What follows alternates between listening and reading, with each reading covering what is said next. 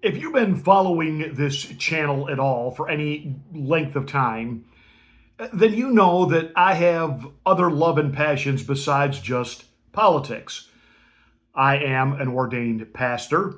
I am a 1950s, pre-Beatles 1960s rock and roll DJ, and I am a lifelong New York Mets fan. I bleed royal blue and orange. I love the Mets and have for well over 50 years. That all said, Gary, Gary Cohen, our guy in the booth, and I love it when you do that. It's out of here! When it comes to politics, stay in your lane.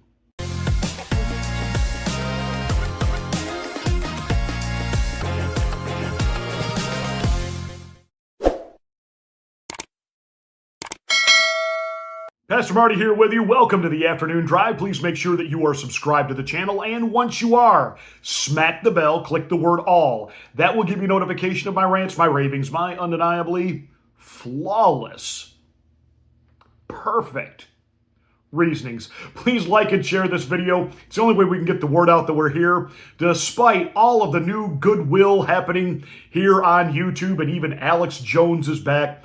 I'm still being throttled back. They do nothing, absolutely nothing in the way of promoting this channel. The only way we can get the word out that we're here is if people like you will take the link and post it to your social media platforms. Thank you, and welcome to the Afternoon Drive.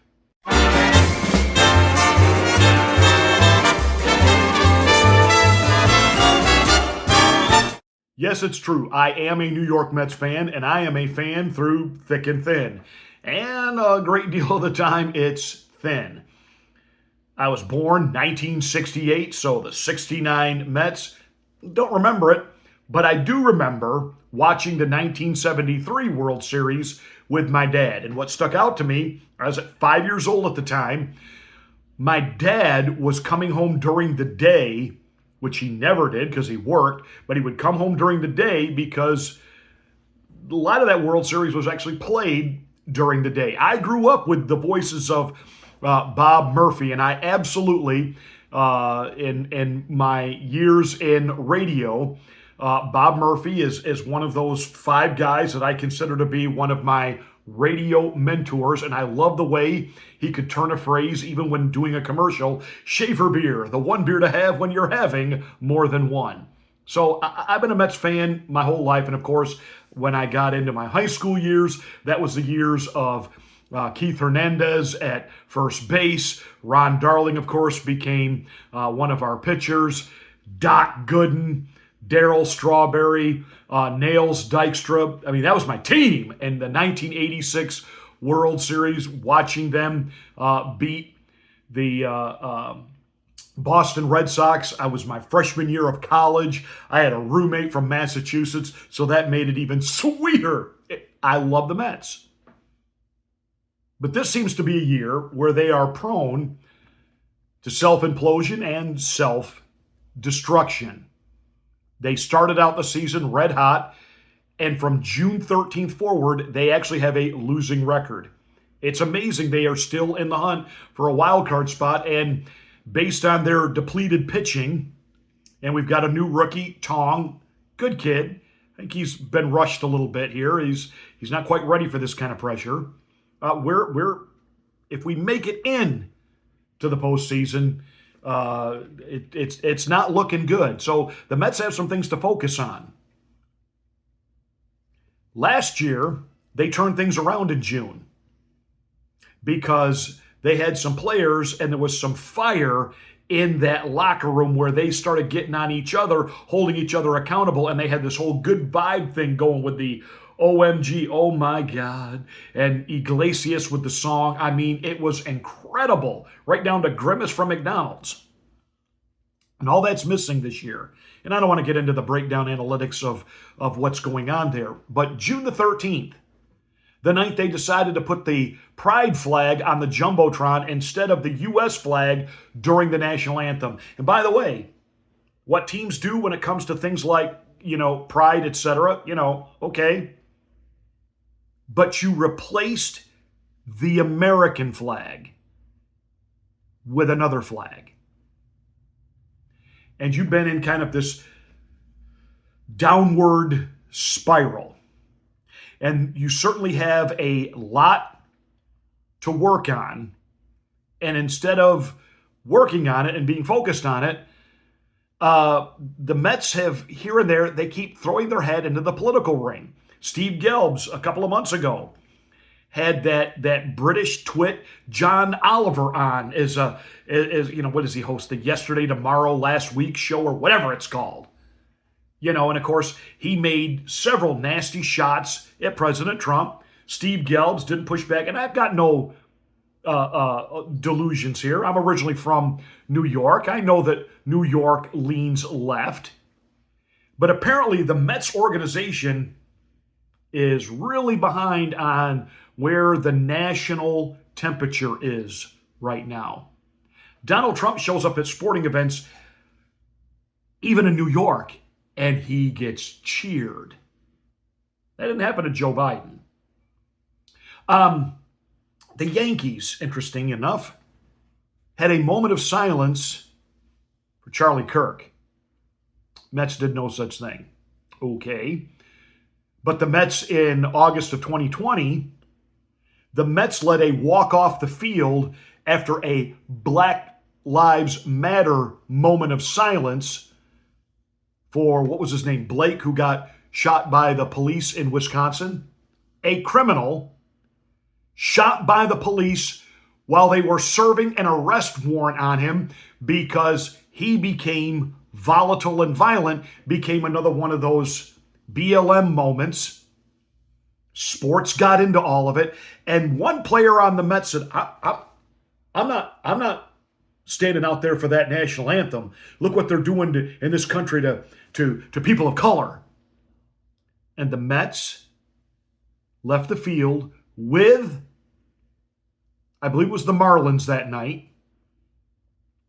And I didn't hear Gary say anything negative against that. We fast forward, we know what kind of a grift Black Lives Matter turned into, and it is all but dissolved. And even the people who were once formally involved with it don't even want to acknowledge they were once formally involved with it. But Gary Cohen decided to throw his commentary out the other night during the Mets versus Cubs and their new rookie third baseman created a stir over the weekend that he was missing for Sunday's game they lost. And of course, within the sports world of Chicago, this was a thing. Why wasn't he there? And when they found out that he had gone to Charlie Kirk's funeral, well, some people were like, this is outrageous. We're in a pennant race. They had already clinched. But nonetheless, he asked for permission to go to a funeral. He was given permission. It wasn't like he snuck off. He was given permission by his team to go. This isn't about what MLB endorses, doesn't endorse. His team, his manager, general manager, vice president of operations, whoever gives out the permission for those things said, yes, you can miss one day, you can go. End of story. But no, Gary Cohen of the New York Mets had to insert himself into the story. Home fourth inning. Oscar Brosbon's retired 5 in a row. Matt Shaw leads off for the Cubs. He had a base hit his first time up. Shaw had Cubs world in a tizzy this weekend when he was not here for the Cubs game with the Reds. Game they lost 1-0, and in which his lack of presence was felt. Later revealed that he had been given permission to attend Charlie Kirk's funeral. How dare you! It's already been addressed, Gary. He asked for permission to go. It was granted. It's between him and the Cubs and the fans. There's enough in New York to worry about with these Mets and the poor management of Charlie Mendoza. Worry about that. Stay in your lane. But of course, you weren't going to, were you? And I don't want to talk about any of the politics of it.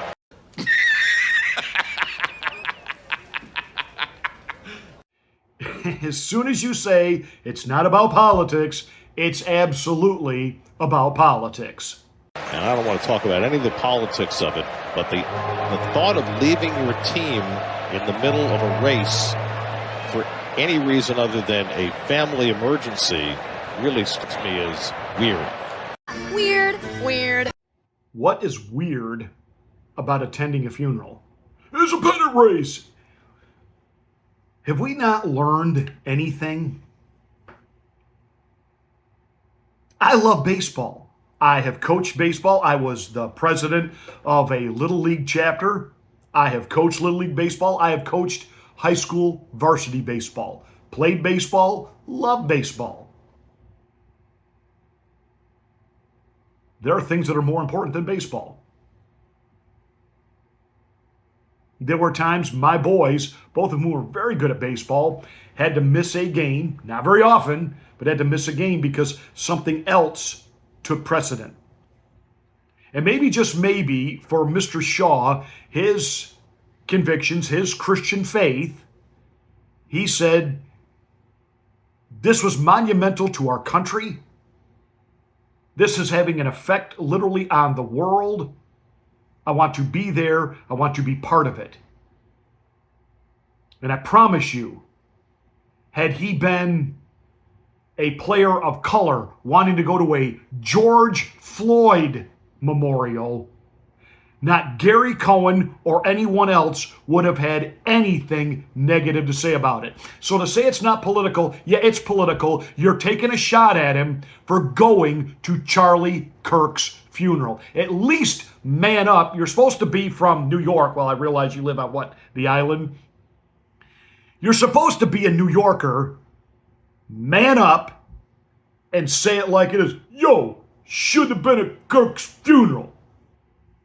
But no, you're going to try to nuance it. You're going to try to come across as the nice guy when in reality, you're stirring up a political issue on purpose. Shaw strikes out to start the inning. Do you think the fact that he's a rookie changes the equation at all? That makes it more or less egregious? What are you talking about? The situation did not qualify for baseball's bereavement list. Bereavement is direct. Got to be family. So right? I think that in and of itself gives you a clue as to how it was received by a lot of people. What is egregious about attending a funeral? He got permission. It had something to do with his faith. Now, I realize a few years ago, was it 2015 when the Mets made their run? And we had that outstanding series against the Cubs.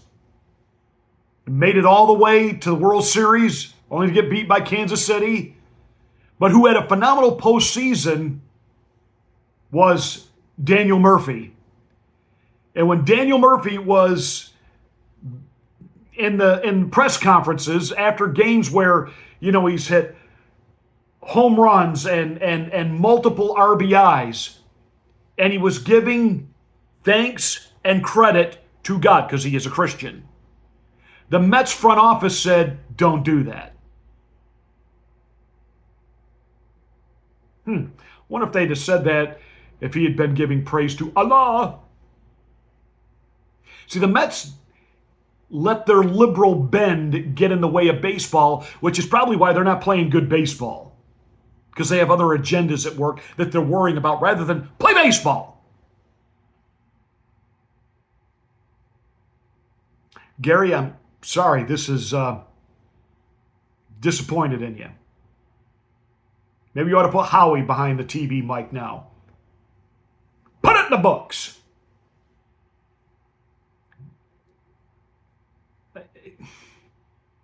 Stay out of it. Didn't have anything to do with you. You didn't have to say a thing about it. Or you could have said,